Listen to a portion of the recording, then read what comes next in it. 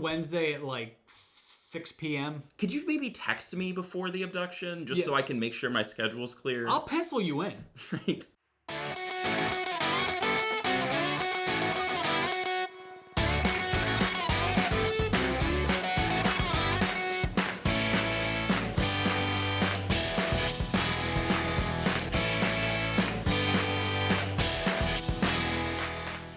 Well, I'm Matt. And I'm Carter. And welcome to It's Kind of a Gray Area. Another fantastic episode. Yes, welcome. Well, we'll see. But hopefully, another fantastic episode. I have high hopes. You know Me what? too. I guarantee it. Best thing you're going to see on the internet today. And that's the Matt guarantee. And so just shut the internet off once you're done watching this episode. Right. Guarantee it. So I have a question for you. Sure.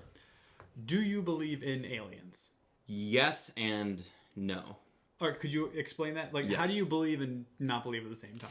So, I believe that aliens are out there. Mm-hmm. I don't think all of the stories about people getting sucked up into the air and probed in the middle of the night, I don't think all of that is true. Yeah. All those kind of like crackpot theories about like, oh, the pyramids were built by aliens, or JFK was shot by an alien, or just all of that sort of stuff, I think is just, hokey.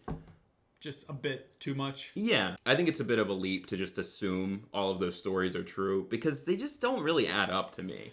And I don't know why aliens would come here, build the pyramids, and then just leave. And You're welcome. yeah, it's weird. None of those stories add up to me. Okay, all right. So let me ask you, Okay, do you believe in aliens? I do.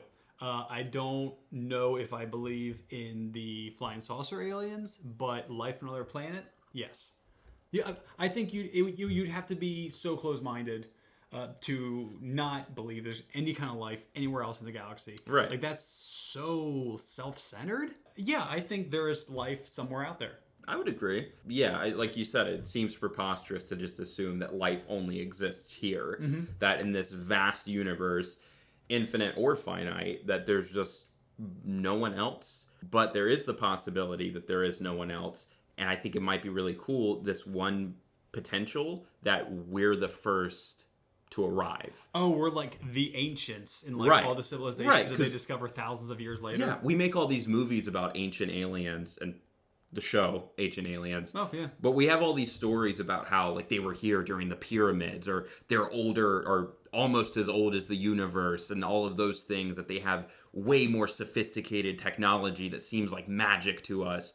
But what if that's just going to be us in a few million years? I really like that theory. I've never, as much as I've thought about aliens and watched a lot of documentaries and a lot of shows, I've never thought about that. Wouldn't that be weird if like millions of years from now, humans look like the little aliens that we talk about now? Like the giant saucer eyes, bigger heads than their bodies, like that sort of thing. So maybe aliens that people have seen are just time travelers. Yeah, it could be like this future race of humans that have evolved to the point where they don't even look like we do anymore. And they just travel through different wormholes to visit other parts of the universe in different times and space. So it seems like this other species, but it's really just us visiting our own planet. Oh, that's a cool freaking thought. Because think about it. If we discovered a planet with life, we would go there and we would say hi.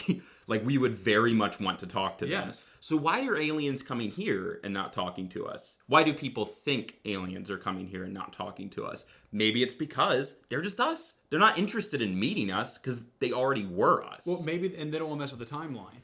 So, like, Right. I'll pick them up at, like, midnight. I'll drop them off at 2:30 in the morning. And they'll just chalk it up to, like, a crazy experience. Yeah. Timeline intact. This is my new favorite theory about aliens. Yeah, me too. A lot of people agree with, I guess, both of us, that aliens exist. Right. So much so that some insurance companies actually offer alien abduction insurance. Abduction insurance. Yes. It covers time lost for work. It covers if you are impregnated by an alien. That would be the best excuse to call out of work. It's like, I can't come in for a week. I got abducted. I guess for that, actually, you would just have to disappear for a week and then come back and claim to have been abducted. There's actually an average of 1 to 200 reports of alien abductions in the U.S. every year to this year. Like 1 to 200? between 100 and 200. Oh, okay. But I phrased that poorly. But anyway, so the shade for today, now that we've talked about this in depth for a while. Yes. Is it okay for aliens to abduct us? Right off the bat, I feel like no. I think that's rude. I feel like you're very biased on that fact. They're just grabbing people without consent or permission and then potentially experimenting on them, which can be painful or at the least confusing. Well, yeah, emotionally damaging. All right, and then like you said with the insurance thing, you might miss work. I don't have time to be abducted, guys. I got work on Monday. I've got bills to pay. I got bills. I don't have time for this. You just get abducted and you're immediately like, seriously, guys. Really?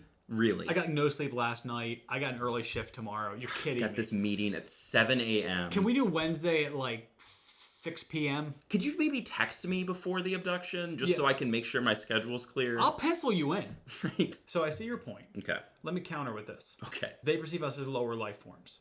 Okay. Just not on their level. Almost like we would perceive like a newfound like discovered animal.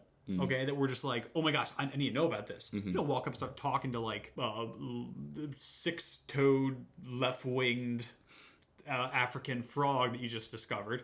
What you do is you capture it, or a couple of them, right? And you kind of like observe, report. I feel like that would be an equivalent to where it's like they don't really see what they're doing as wrong. And I wouldn't say aliens are evil, which is a sentence I never thought I'd have to say. But I will say they're doing it, according to their point of view, the right way. We're a lower life form they know nothing about, probably can't communicate with us or don't care to, so they do that. I feel like I'm a devil's advocate for the aliens right now. Well, then you're an aliens advocate. Apparently. So you think it's okay because they just can't be bothered to approach this in a different way?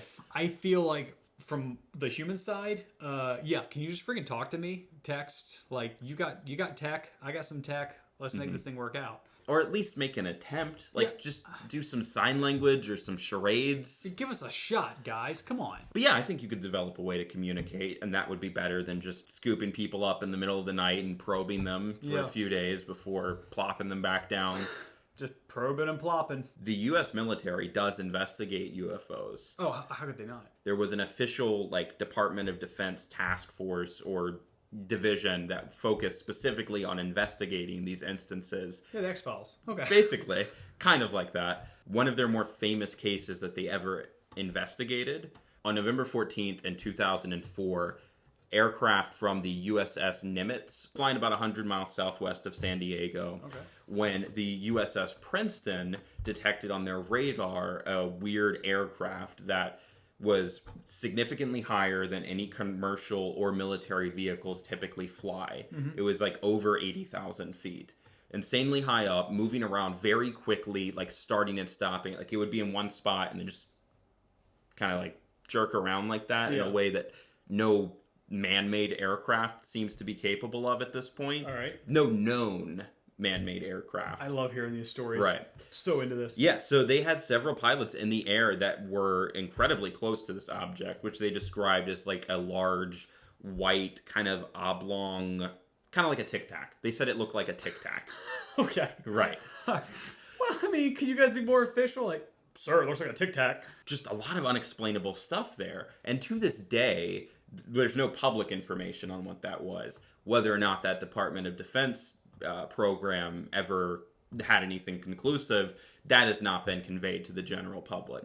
But there are instances of UFOs that even the government takes seriously, and some of them still have no explanation. So for the shade... Yeah, getting back to that. Yeah, getting back to the shade. Yeah, I'm definitely... I don't think that's the right way for them to approach this. I get, like, the observe and report thing, like, maybe just kind of hover over and take photography or videos or scan the planet or whatever. Yeah. But you don't need to, like, kidnap people. No. Well, should we go ahead and solve this for the universe? Yeah, I feel like... Can I take the side that they should do this? Yeah, I think it's pretty clear that's the side you're on. Yeah. Clearly, you have sided with our alien overlords. All right, so I'll take the side that it's okay for them to do this because, like, I kind of get it from their point of view. Right, because you've been in their shoes. I mean, you came to this planet. Well, we don't wear shoes. Right. They don't wear shoes. Right, and I'll be the pro-human side of this since I'm human. Yeah, there you go. Represent Earth. Represent. Right. Let's go ahead and do this thing. Let's do it. All right. Ready? Rock, paper, scissors, shoot. Paper again. How did I know Matt was going to pick paper? I actually mentally was like, all right, you know what? Paper. Like 1 out of 3, I'm just going to pick paper.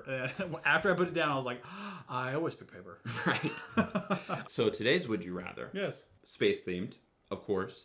Classic. Would you rather be one of the first colonizers of Mars, but you can never come back home, or I like that one. Yeah. or be the first person to pass through a wormhole? The wormhole itself won't kill you, Okay. but you don't know where or when you'll end up, or if you can come back through. I would probably pick Mars. I would hate to leave Earth permanently. Right. I would love to leave Earth. Just get a break. You know? Right. Just take a little vacay. Yeah, but to know you're never coming back, you'd have to have some kind of really deep-seated interest in cultivating a entire future in life on Mars to really make that worth it to you. I would say Mars, although the wormhole one would be so fascinating. It really would. Both of these would be very fascinating. Yeah. Well, what would you pick, man? I'm honestly a little split on this one myself because given the vastness of space, you're more than likely just going to end up in an empty part of the universe, nowhere near a planet or a star or anything of interest. Now, Mars is fascinating. I think that's more sustainable. You're more likely to live, but never come back to Earth. Given the way things are going on this planet, I don't know if never coming back to Earth is really that much of a punishment. It's home, man. It is home, but it's also a little stuffy down here, you know? Yeah. A lot of people, a lot of pollution. I get that. And there's no saying that other people couldn't come to Mars. Oh, that's true. Mm-hmm. That's true. It's not like you're out there with like 5 people and like that's it for the rest of your life. Right. Well, then I guess we'll just both go live on Mars. Mm-hmm. Do the show from there. We'll just do a show from there. We'll call it. It's kind of a red planet. Yep. IKARP. IKARP. Mm-hmm. We'll have an IKARP monster. Look for that soon. He can fight the IKAGA monster, and whoever wins, we'll go back to that planet if we got. Or they could be friends. Yeah. Who knows? Yeah, they'll be friends. Yeah. I like to think so. All right. Well, remember to comment, like, and subscribe. Hold the camera steady when filming a UFO sighting. Come on, guys. Please. Ring the notification bell. Wear tinfoil to protect your brain. Mm-hmm. And talk to your doctor to see if alien probing is right for you. And as always, IKAGA. Yup.